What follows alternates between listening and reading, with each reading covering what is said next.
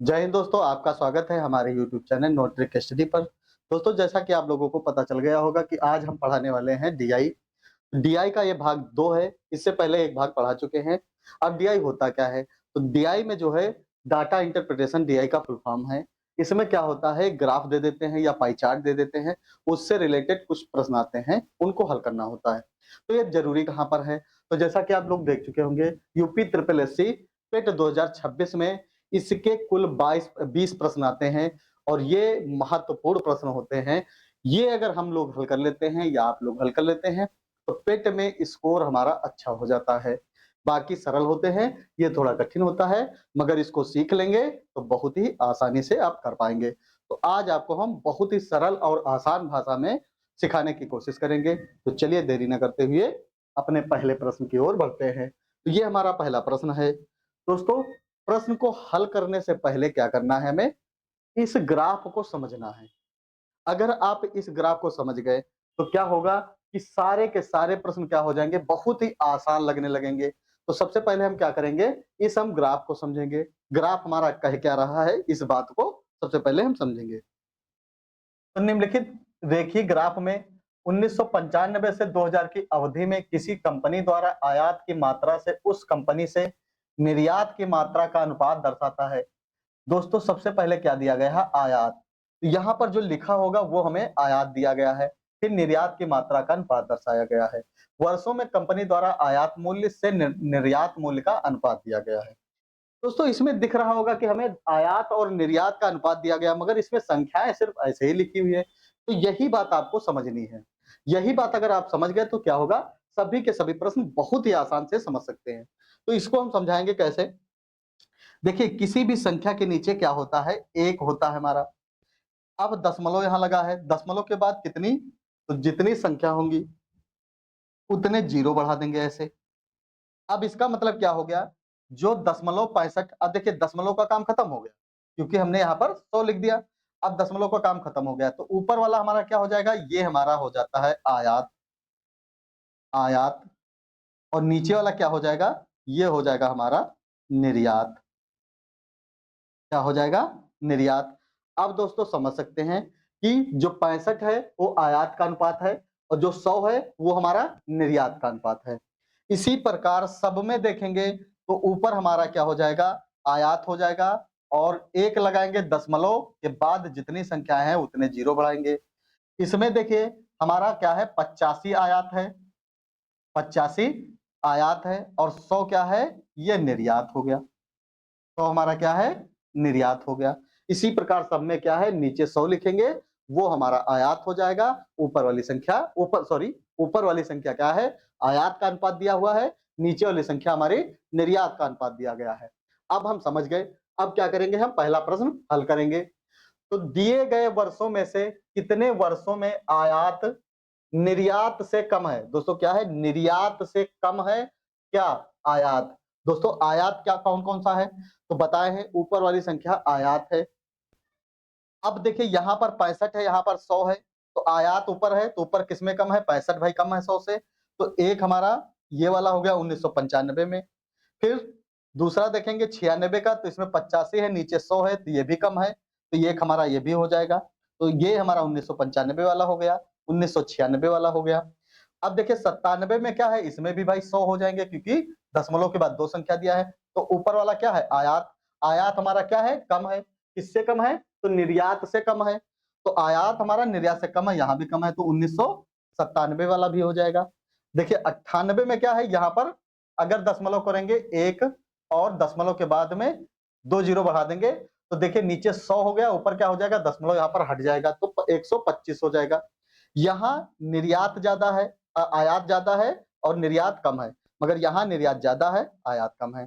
इसी प्रकार ये दोनों नहीं होंगे, अगला हो जाएगा ये वाला मतलब 2000 का पूरा 2000 का ही होगा। तो कुल कितने हो गए? 1995, 96, 97 और 2000। ये हमारे 4 हो गए। आंसर हमारा क्या हो जाएगा? 4 वर्ष। 4 वर्ष ऐसे हैं जिसमें आयात हमारा कम हुआ है। चलिए, उम्मीद करते हैं आपको अच्छा लगा होगा। आगे देखते हैं। सेम टू सेम है, कोई दिक्कत नहीं है। इसमें देखते हैं, सभी वर्षों में आयात मूल्य और निर्यात मूल्य का औसत अनुपात ज्ञात करना है। दोस्तों औसत अनुपात ज्ञात करना है। देखिए यहाँ हम क्या बताए थे कि ऊपर वाला हमारा क्या है, आयात है, आयात है, और नीचे वाला क्या हो जाता है, निर्यात है। तो निर्यात है ये, नीचे वाला क्या है, निर्यात है। अब हम नीचे वाले को जोड़ लें, तो यहाँ पर जोड़ेंगे कितना हो जाएगा, यहाँ 100 हो जाएंगे, यहाँ भी 100 हो जाएगा, यहाँ भी 100 हो जाएगा, और यहाँ भी 100 हो जाएगा। देखिए दोस्तों यहाँ पर एक ही संख्या है, तो यहाँ 100 नहीं होगा, क्यों नहीं होगा, यहाँ पर कितना होगा, एक लिखेंगे, दशमलव जितने दशमलव के बाद जितनी संख्या उतनी, यहाँ पर कितना हो जाएगा, 10 हो जाएगा।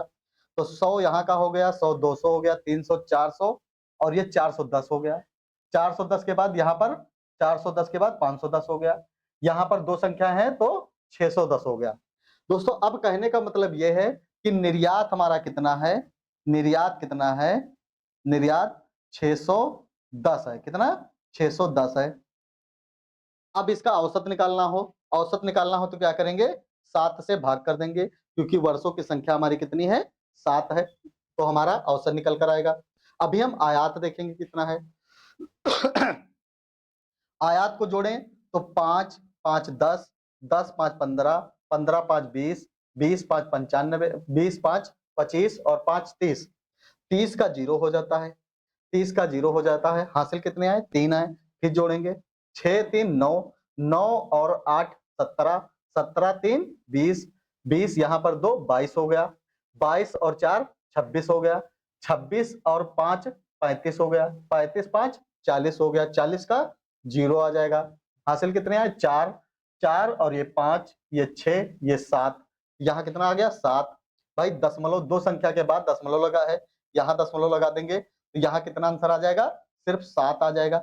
कितना आएगा, सिर्फ 7 आएगा। और ये हमारा 7 है क्या, ये आयात है। क्या है, आयात है, सॉरी, आयात हो गया, ये हमारा आयात हो गया। 7 हमारा आयात है, और 7 को अगर हम 7 से भाग कर दें तो यहाँ पर औसत निकल कर आ जाएगा। क्या निकलेगा, औसत निकल कर आ जाएगा। परंतु अब हम इसमें भी 7 से भाग करेंगे, इसमें भी 7 से भाग करेंगे, तो इसका अनुपात, एक अनुपात यहाँ पर भाग करेंगे तो कुछ आएगा। तो क्या करना है हमें, इस 7 से इस 7 को काट दें, मतलब कि हमें भाग किसी से भी नहीं करना है, वही सेम टू सेम हमारा अनुपात बन जाएगा। तो आयात का अनुपात कितना है, 7 अनुपाते कितना आया, निर्यात का अनुपात कितना आया, 610। यही दोस्तों हमारा क्या हो जाएगा आंसर। जो आंसर कौन सा है, डी वाला। यहाँ पर समझ में नहीं आ रहा होगा कि औसत क्यों नहीं निकाले, क्योंकि इसमें भाग करेंगे एक आ जाएगा, इसका भाग करेंगे कुछ आ जाएगा, मगर यहाँ पर वो आंसर हमारा नहीं है। आंसर क्या है, 7 अनुपात 610। तो 7 ऊपर आया आयात हमारा, और 610 क्या हो गया, निर्यात हो गया। यही हमारा आंसर होगा। चलिए उम्मीद करते हैं समझ में आ रहा होगा। अगला देखते हैं। अगला दिए हैं, दिए गए वर्षों में से कितने वर्षों में आयात से कम निर्यात हुआ है। भाई आयात से कम, तो आयात ज्यादा कहाँ कहाँ पर है, निर्यात कम कहाँ पर है। तो आयात कहाँ पर ज्यादा है, सीधा देख लीजिए, यहाँ पर ज्यादा है, यहाँ पर ज्यादा है, और यहाँ पर ज्यादा है, क्योंकि ये 100 से ऊपर है। भाई दो संख्या के बाद है तो दो संख्या के बाद दशमलव लगाएंगे तो यहाँ 125 हो जाएगा, 140 हो जाएगा, यहाँ पर 155 हो जाएगा। तो आयात यहाँ पर ज्यादा है, तो ज्यादा में कितना आ जाएगा, 3 हमारा आंसर हो जाएगा, क्योंकि 3 ही है हमारा। चलिए आगे देखते हैं। तो किस वर्ष में कंपनी के निर्यात से आयात का अनुपात सर्वाधिक है। तो आयात का और निर्यात का अनुपात सर्वाधिक बताया गया है किसमें है। तो सबसे पहले देखेंगे कि कौन सी संख्या बड़ी है। तो एक ही संख्या बड़ी है हमारी, 155 यहाँ पर नीचे, और ये कौन सा है, 2001, जो आंसर हमारा डी हो जाएगा। चलिए अगला देखते हैं। अगला हमारा दिया गया है, यदि 1995 कंपनी का आयात 247 करोड़ था, तो 1995 में कंपनी द्वारा निर्यात कितना था। भाई ये हमारा 247 क्या है, करोड़ आयात हुआ है। तो इसका अनुपात कितना था, तो भाई इसका अनुपात कितना था 1995 में, 65। कितना था, 65। अगर हम इसको भाग कर दें, भाई अगर इसका अनुपात क्या बनना था 65 का, तो 65 दशमलव लगाए, एक संख्या नीचे लिखेंगे, दशमलव हटा देंगे, 2 जीरो बढ़ा देंगे, तो 65 अनुपात 100 बनना है। तो 65 को नीचे रख देंगे, 100 को ऊपर रख देंगे, क्योंकि हमें क्या निकालना है, निर्यात निकालना है। अब 13 पंजे 65 हो जाता है, यहाँ पर 5 दूनी 10 हो जाएगा, 0 आ जाएगा। 13 का पहाड़ा इससे पढ़ेंगे तो 13 एकम 13 हो जाएगा, यहाँ पर बच जाएगा 117, 13 नौया 117 हो जाता है, 19 दूना 38 हो जाएगा और ये 0 उतर कर आ जाएगा। यही हमारा आंसर हो जाएगा 380 करोड़। चलिए अगला देखते हैं। दोस्तों आज के लिए इतना ही। अगर वीडियो अच्छी लगी हो तो शेयर एंड सब्सक्राइब ज़रूर करिएगा, कमेंट करके ज़रूर बताइएगा वीडियो कैसी लगी। धन्यवाद।